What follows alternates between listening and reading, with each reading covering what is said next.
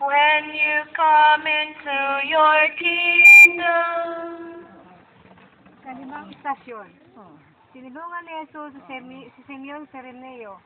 Sinasamba ka at tinupuri ka namin, O Kristo. Sapagkat sa pamamagitan ng krus ay sinakop mo ang mundo.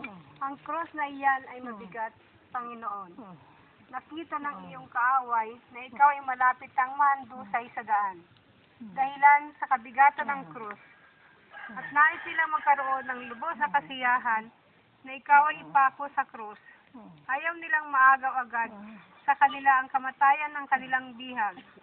Kinasasabikan nilang mapagmasdan ka sa iyong paghihirap sa Kalbaryo. Kaya't inutusan nila si Simeon Sireneo na tulungan ka sa pagpasan sa krus. Ikaw ay lubhang makapangyarihan, Panginoon. Makakamit mo ang iyong ninanais. Ibigin mo lamang.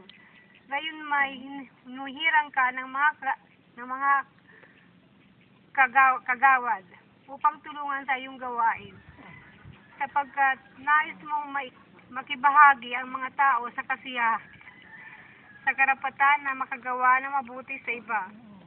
Panginoon, nais ko rin ang ganitong karangalan. Nais kong maging tulad ni Simeon at kong makibahagi sa iyong pasanin. Ayaw kong magpatuloy sa walang kabuluhang kaanib na iyong simbahan. Nais kong tumulong. Turo mo sa akin ang paraan sa lugar na ito.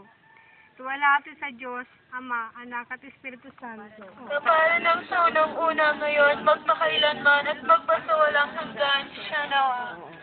Jesus.